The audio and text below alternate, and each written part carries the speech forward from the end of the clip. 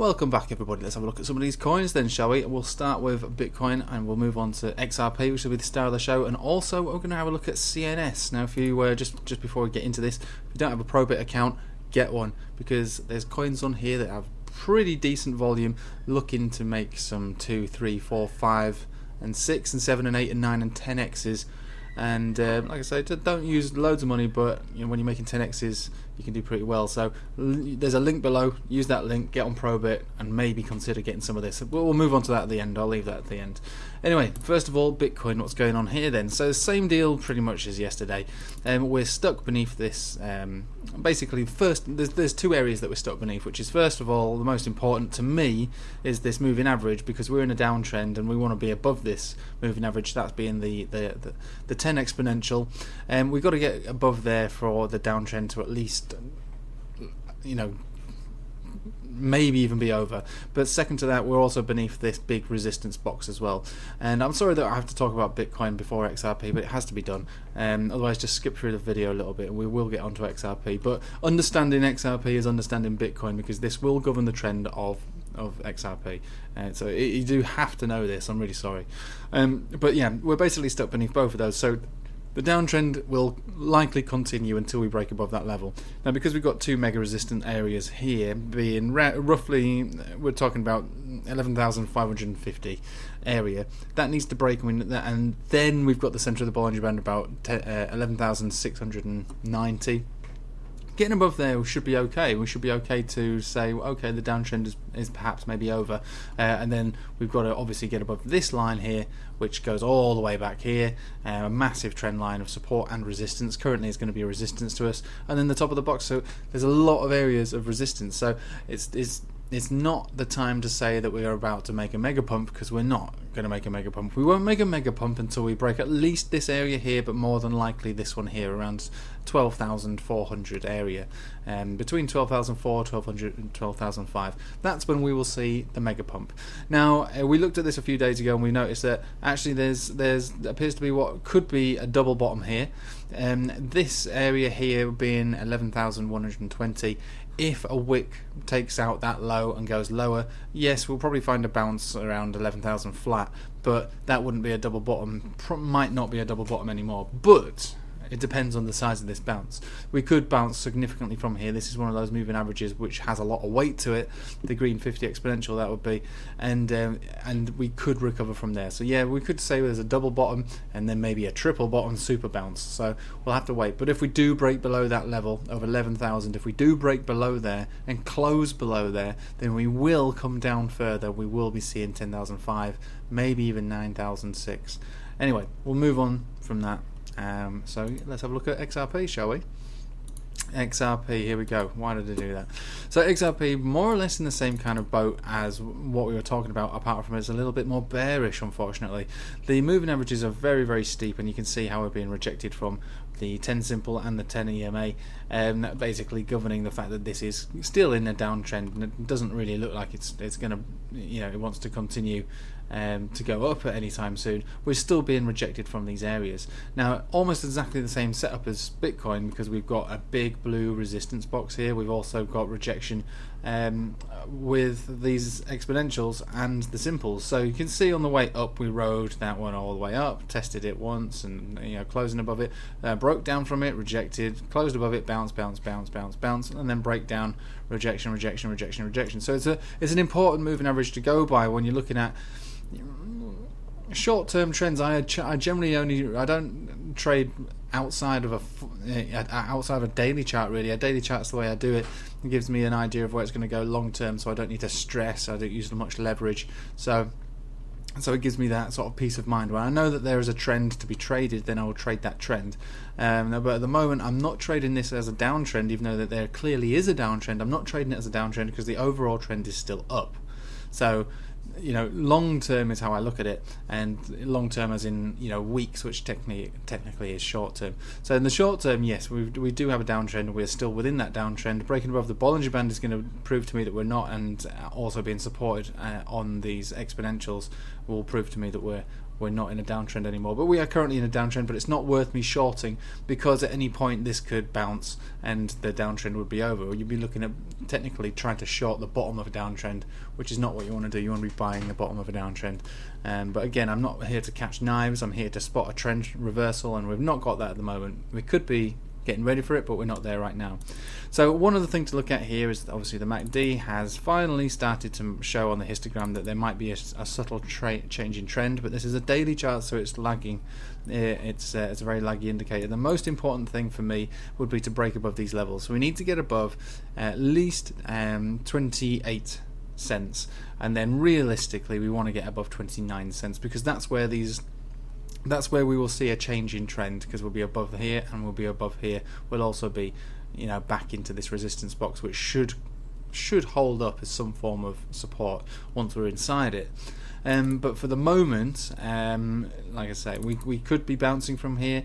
I think it's more than likely, looking at Bitcoin right now, more than likely I think it's all going to come back down again, and the bounce, if anywhere, will be taking place on Bitcoin at 11,000, and then maybe we can take some longs from that area. Now, I'm not a financial advisor, it's not financial advice, that's my disclaimer, of course, but this would be my plan. We'd be nicely wicking outside of this Bollinger Band. Wicks usually get sucked right back up again, as you saw on this occasion and this occasion, so this would be a nice area to be buying it at, around 11,000 flat, and wherever that takes XRP would also be a nice area to buy it at. I have a feeling, however, that if that wicked, even though it's only a $500 drop for Bitcoin, we'll just measure this out for a laugh, $500 drop is a 4%. I have a feeling that we will smash right through this exponential, the screen 50, and come perhaps maybe all the way down to the 100 exponential, the 200 exponential, roughly around 23 cents. Now, I'm not saying that's going to happen immediately, but I think that XRP will get hurt in the short term. Maybe not hit that exact area, but it could. But the bounce will be significant from there, because anything that ever touches a 200 exponential moving average is basically just gets catapulted back up, and just out of pure default. It's one of those moving averages which offers a great deal of support or resistance. It doesn't matter which area you're on it. I mean, we can see that when we were trying to make our stab above it, we go up to it and rejected big time. You see here when we got above it, came back closing, and then when we came back above it, we came down to test it and bounced. So it's a significant one, and it's roughly just above 23 cents. Any drop to around that level, I would say, would be a very good opportunity for me, not for you, but for me, because I'm not a financial advisor, to go long on that one. Definitely is what I'll be planning on doing. Now, that's pretty much the meat of the video. Just for fun, we're going to look at CNS. CNS, my little treat of a Probit token.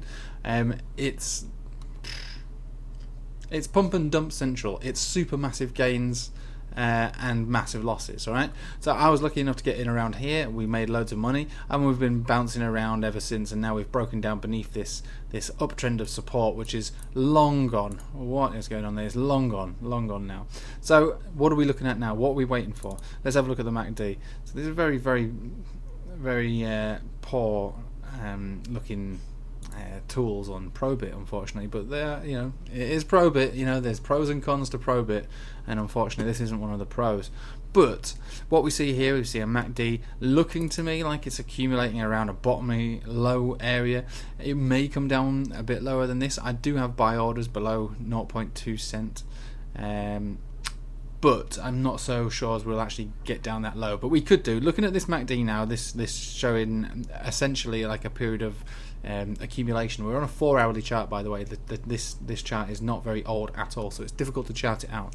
What I would say, though, if you do want to get involved in some of these Probit tokens, don't use loads of money.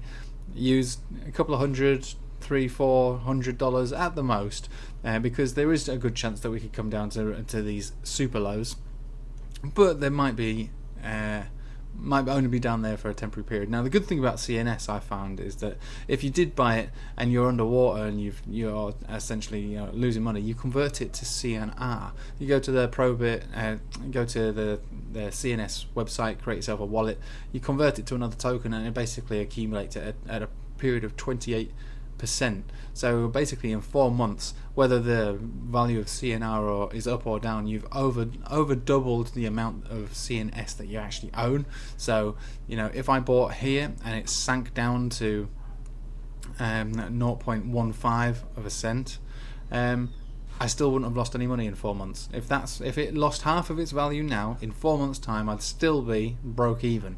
So because that's the nature of the way it works. You have basically earned, by turning it into CNR, you've earned twice as much. Well, it'll be more than twice as much. So because it's 28% a month. So it's kind of ridiculous when you look at it like that, but that is the nature of this beast. So what I've been doing is I've been buying it here, there, and everywhere. And where I've been unsuccessful in a trade, I just throw it into CNR, and it's just accumulating loads for me now. I've had this for quite a while. I've done quite a lot of accumulating on it, just from it sitting away in CNR, and it's also an amazing chart to trade. Not at this very moment in time. It's cooling off after this massive big 10xer that it did. It was more than a 10xer really, but it's cooling off, and that's what we want. We want it to cool off so we can buy it back down at these low levels again. Get your buy orders if you want to have this. You could buy some now, and maybe we're looking for a bounce, or you could buy some now and then set some buy orders like what I have done. I've got buy orders at around about 0.018%, so quite low. I know that sounds ridiculous, but it's almost half the value that it's at right now. I don't know if they'll get filled, but they're there anyway.